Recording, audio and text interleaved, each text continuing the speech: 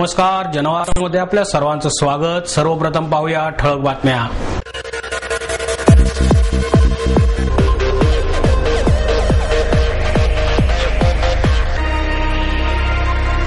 मुंबई जिंकली, परंतु पुण्यामध्ये चांगले नेतृत्व आम्हाला मिळाले नाही, त्यामुळे पुणे जिंकता आले नाही। शिवसेना लोकसभा अध्यक्ष मनोहर जोशी यांची खंत। महापालिकेच्या वतीने उभारण्यात आलेल्या दादासाहेब फाळके 4D चित्रपटगृहाचे उद्घाटन ज्येष्ठ अभिनेत्री शर्मिला टागोर आणि ज्येष्ठ दिग्दर्शक सुभाष घई यांच्या हस्ते संपन्न।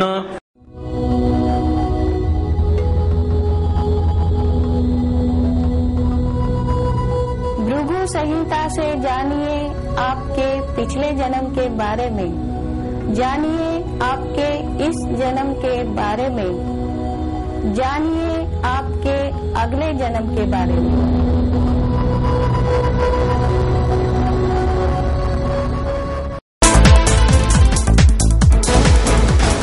मुंबई जिंकली, पण पुण्यामध्ये आम्हाला चांगले नेतृत्व मिळाले नाही, त्यामुळे पुणे जिंकता आले नाही, अशी खंत शिवसेना लोकसभा अध्यक्ष मनोहर जोशी यांनी व्यक्त केली।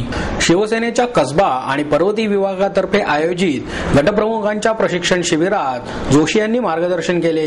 पुणे जिल्ह्याच्या संपर्क प्रमुख आमदार डॉ. नीलम गोरे, महापालिकेतील गटनेते श्याम देशपांडे, शहर प्रमुख नाना वाडेकर, उपशहर प्रमुख राजेंद्र शिंदे, मिलिंद काची, संतोष भूतकर, सारंग कामटेकर, महिला संघटक राधिका हरिश्चंद्रे आदी यावेळी उपस्थित होते।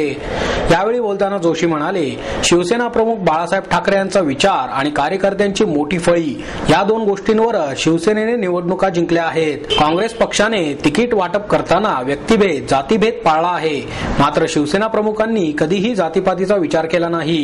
ब्राह्मण, ब्राह्मणेतर, मराठा, मराठेतर असा भेदभाव करण्याऐवजी त्यांनी मराठी माणूस उभा केला। जनतेने त्यांच्यावर केलेले प्रेम लक्षात घेता आगामी निवडणूक अवघड नाही। कार्यकर्त्यांची मोठी फळी असली तरीही या योग्य प्रशिक्षण नसल्यामुळे निवडणूक जिंकण्यात अपयश आले। काँग्रेस आणि राष्ट्रवादी विरोधात वातावरण असल्याने पक्षाला त्याचा फायदा होईल। कार्यकर्त्यांनी दररोज 2 वर्तमानपत्रे वाचून आणि टीव्हीवरील बातम्या बघून देशातील घडामोडींची माहिती ठेवावी। जनतेच्या कुठल्याही प्रश्नांना उत्तरे देण्यासाठी कार्यकर्ते सज्ज असले पाहिजेत। ज्या उमेदवाराला तिकीट मिळाले त्याने नाराज कार्यकर्त्याच्या घरी जाऊन त्याची समजूत काढावी। इतर पक्ष जाती धर्माचा फायदा घेऊन निवडणूक लढवणार असल्याने तुम्ही देखील जाती धर्म निहाय मतदार यादी तयार करा। उमेदवाराने प्रत्येक मतदाराच्या घरी 2दा भेट देऊन संपर्क ठेवावा। प्रचारासाठी महिला कार्यकर्त्यांची जास्तीत जास्त मदत घ्या, असा 20 कलमी कार्यक्रम जोशी यांनी कार्यकर्त्यांना दिला।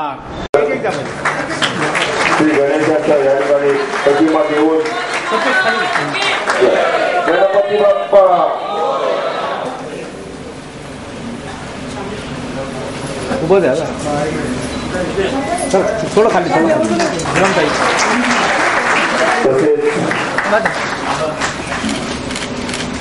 ओसवाल यांच्या वतीने सत्कार होत आहे। छत्रपती शिवाजी महाराज की। तसेच पुणे जिल्ह्याच्या संपर्क नेत्या आमदार नीलमताई गोरे,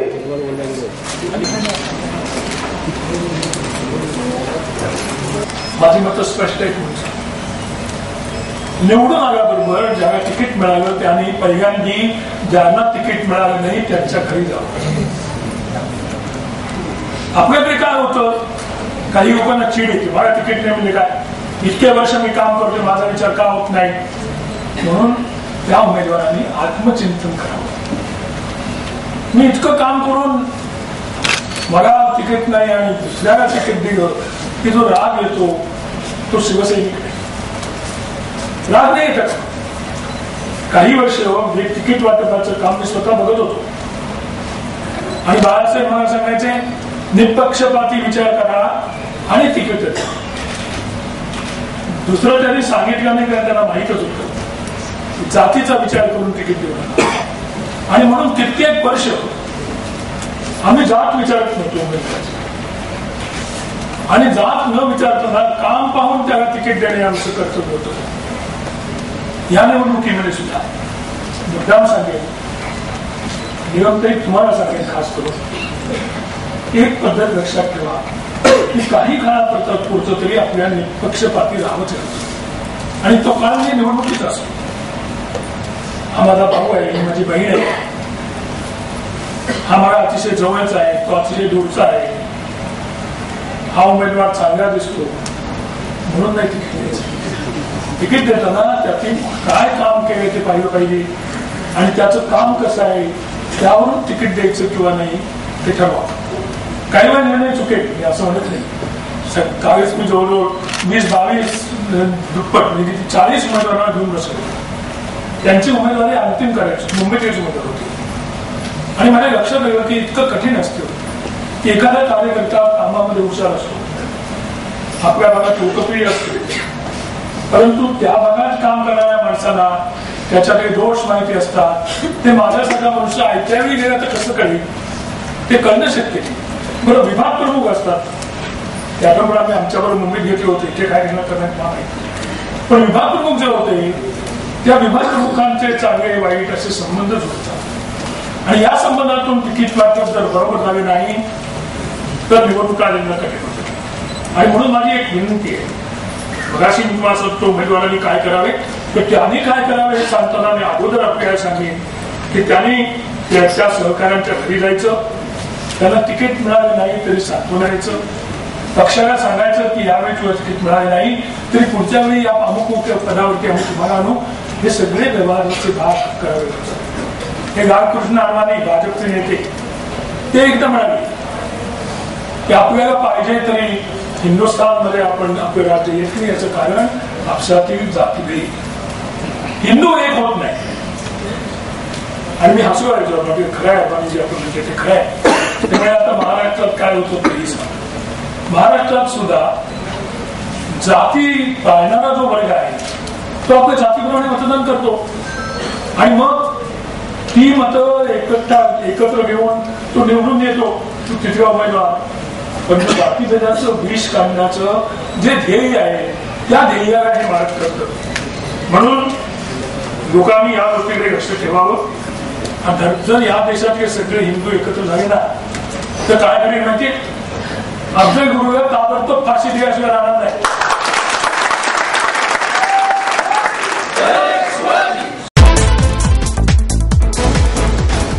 महापालिकेच्या वतीने उभारण्यात आलेल्या दादासाहेब फाळके 4D चित्रपटगृहाचे उद्घाटन ज्येष्ठ अभिनेत्री शर्मिला टागोर आणि ज्येष्ठ दिग्दर्शक सुभाष घई यांच्या हस्ते करण्यात आले. पुण्याने अनेक कलाकार घडवले आहेत, त्यामुळे पुण्यात सर्व प्रकारच्या कलांचं शिक्षण देणारं जागतिक दर्जाचं सांस्कृतिक संकुल उभारण्याची गरज आहे. महापालिकेने यासाठी पुढाकार घ्यावा अशी अपेक्षा ज्येष्ठ चित्रपट दिग्दर्शक सुभाष घई यांनी व्यक्त केली. महापालिकेच्या वतीने यशवंतराव चव्हाण उद्यानामध्ये उभारलेल्या देशातल्या पहिल्या चित्रमहर्षी दादासाहेब फाळके 4D थिएटरचं उद्घाटन सुभाष घई यांच्या हस्ते झालं. यावेळी ज्येष्ठ अभिनेत्री शर्मिला टागोर, ज्येष्ठ दिग्दर्शक डॉक्टर जब्बार पटेल, प्रसिद्ध कला दिग्दर्शक नितीन चंद्रकांत देसाई, महापौर मोहनसिंग राजपाल, आयुक्त महेश फाटक, उपमहापौर अॅडव्होकेट प्रसन्न जगताप, विरोधी पक्षनेते आबा बागुल, म्हाडाचे पुणे विभाग अध्यक्ष अंकुश काकडे, माजी आमदार शरद रणपिसे, अभिनेते विजू खोटे, दिग्दर्शक महेश टिळेकर, किशोरी आंबिये, किशोरी गोडबोले आदी मान्यवर उपस्थित होते. 4D थिएटर उभारणारे राजेंद्र परिहार, युवराज देशमुख, दत्तात्रय गवळी, भरत मुंदडा, सतीश मानकामे, दत्ता मगर, विजय दहिबाते या तंत्रज्ञांचा यावेळी सत्कार करण्यात आला. यावेळी बोलताना घई म्हणाले की दिग्दर्शनाचे धडे मी पुण्यातच घेतले असून माझ्या चित्रपट कारकिर्दीचा पाया इथेच पक्का झाला आहे, त्यामुळे पुण्याशी माझं जुने ऋणानुबंध आहेत.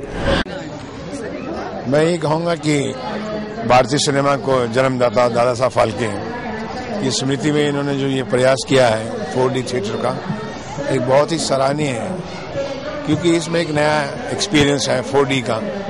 इसमें एडवेंचर्स लाइफ में आप जब होते हैं तो आप महसूस करते हैं कि आप उस जगह में हैं और उसकी जितनी भी ट्रैवलिंग है वो आप कर रहे हैं. सिनेमा में क्या होता है कि आप हॉल में बैठे हैं, आपको मालूम है कि दूसरे लोग ट्रैवल कर रहे हैं. 4D में है कि आप ट्रैवल कर रहे हैं, तो एक बड़ा सब्जेक्टिव जो व्यू एंड एक्सपीरियंस मिलता है वो बहुत ही अच्छा है. और मुझे लगता है कि हमारे बच्चों के लिए और जो सिनेगोर्स हैं और जो थ्रिल पसंद करते हैं उनके लिए 4D बहुत पॉपुलर होगा. मैं देख रहा था तो मैं ये सोच रहा था कि अगर मुझे कहानी बतानी है तो मैं 4D में कैसे बताऊंगा. तो मुझे लगा कि मैं 4D में मेरे को ऑडियंस को ऐसे बैठाना पड़ेगा कि वो भी पार्टिसिपेंट हैं, वो भी मेरे नाटक का एक हिस्सा है। बल्कि हमारे पास इतनी कथाएं हैं, we have got 1000 of stories, जैसी जो मैथोलॉजिकल हैं, जो एडवेंचरस हैं, चंद्रकांता संतति है, भूतनाथ हैं, इतने अच्छे उन कथाओं को अगर इस चित्रीकरण किया जाए, पिक्चराइज किया जाए, तो 4D का एक्सपीरियंस ही लोगों को अलग होगा और हम अपनी पौराणिक कहानियों को बहुत अच्छे तरीके से 4D में बता सकते हैं और ये बच्चों के लिए एक नया जगत खोलेगा, न्यू वर्ल्ड है। And I think it is going to be spread over all over India. Universities में होगा, कॉलेज में होगा, गली गली में होगा इस तरह का 4D सिनेमा। ये तो अभी शुरुआत है, पर मैं आगे उम्मीद करता हूँ क्योंकि हमारे बच्चे इसके लिए कहानियां भी सोचें और उन कहानियों को भी बताएं, इस तरह का शूट करें ताकि सॉफ्टवेअर भी हो और ये थिएटर जो है और पॉप्युलर हो। शर्मिला टागोर यावेळी बोलताना म्हणाल्या, पुणे महापालिकेने आधुनिक तंत्रज्ञानाने उभारलेले 4D थिएटर इतरांना चित्रपट क्षेत्रात चांगले काम करण्यासाठी प्रेरणा देईल। हे चित्रपटगृह पुणेकर आबालवृद्धांना आनंद देईल।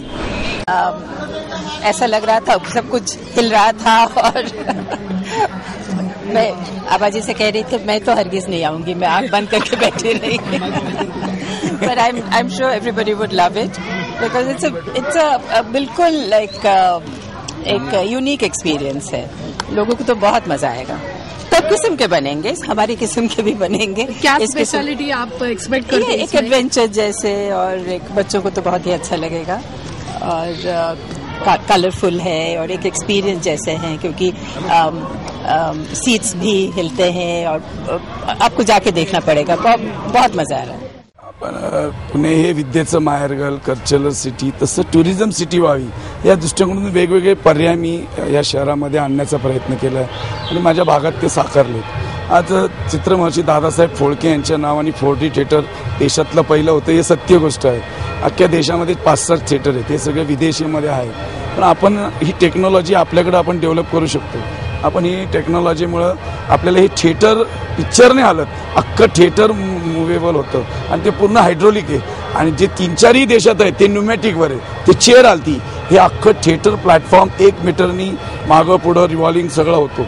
ही फिल्म आपण बघितल्यानंतर आपल्याला लक्षात येईल की कशी थ्रिल आपल्याला वाटतं। मला ना एक आनंद, एक 7-8 मिनिटाची फिल्म असते पण एक वेगळा आनंद मिळतो आणि चित्रमहर्षी दादासाहेब फाळकेंचं शर्मिला टागोर आपल्याकडे येतात आणि त्यांच्या हस्ते उद्घाटन सुभाष घई याच्यामुळे आज एक अतिशय वेगळा आनंद आहे आणि पुणेकर नक्कीच याला ॲक्सेप्ट करून याचा आनंद घेतील।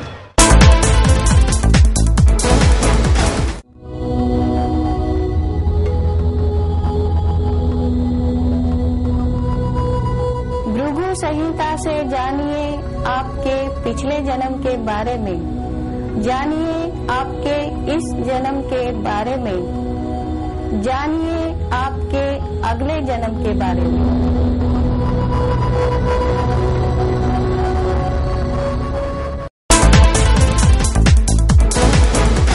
राष्ट्रीय स्तरावर निवडणूक सुधारणेविषयी चर्चा होत असताना सत्तेचे विकेंद्रीकरण झाले पाहिजे या मुद्द्यावर कोणीही बोलत नाही, अशी खंत राजकीय विश्लेषक योगेंद्र यादव यांनी व्यक्त केली।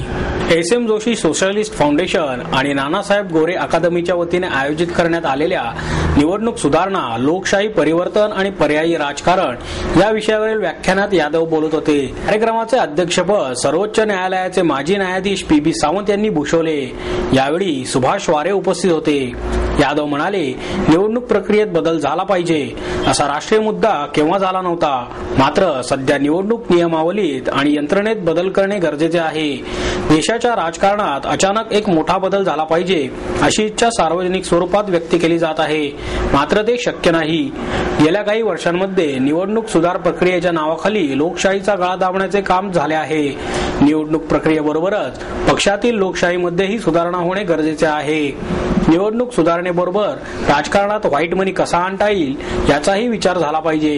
प्रसारमाध्यमांच्या स्वातंत्र्यावर गदा आणणे चुकीचे आहे, मात्र प्रसारमाध्यमांमध्ये येणाऱ्या पेड न्यूज थांबवल्या पाहिजेत, असेही यादव म्हणाले। महाराष्ट्र साहित्य परिषद आणि राष्ट्र सेवा दल यांच्या संयुक्त विद्यमाने पहिल्या युवा साहित्य नाट्य संमेलनाचे आयोजन करण्यात आले आहे। अशी माहिती महाराष्ट्र साहित्य परिषदेचे प्रमुख कार्यवाह प्राध्यापक मिलिंद जोशी यांनी पत्रकार परिषदेत दिली. यावेळी कार्याध्यक्ष डॉक्टर माधवी वैद्य उपस्थित होत्या. प्रसिद्ध लेखक आणि संगणक तज्ञ अच्युत गोडबोले यांची संमेलनाच्या अध्यक्षपदी निवड करण्यात आली असून शनिवार दिनांक 23 रोजी सायंकाळी 7:30 वाजता कॅम्प फायरने संमेलनास सुरुवात होणार आहे. तत्पूर्वी शनिवारी सकाळी 10 वाजता संमेलनाध्यक्ष अच्युत गोडबोले यांच्या हस्ते संमेलनाचे उद्घाटन होणार असून अध्यक्षीय भाषण होणार आहे. दुपारी आम्ही का वाचतो, काय वाचतो, आम्ही चालवू हा पुढे वारसा आणि करिअरच्या नव्या दिशा, नव्या वाटा या विषयांवर परिसंवाद होणार आहे.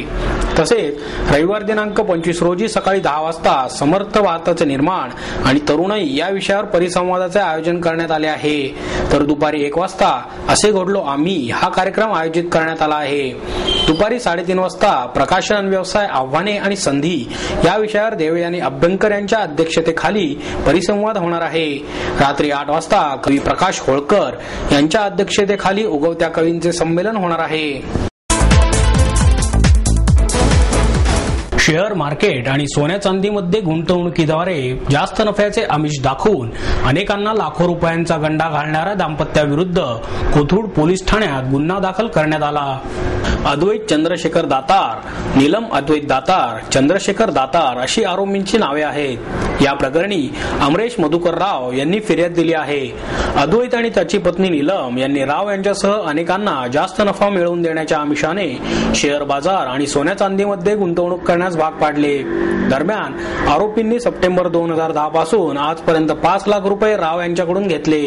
मूळ रक्कम आणि नफा न मिळाल्याने राव यांनी पैसे मागितले असता चंद्रशेखर दातार यांनी पैसे परत देण्याची हमी दिली होती.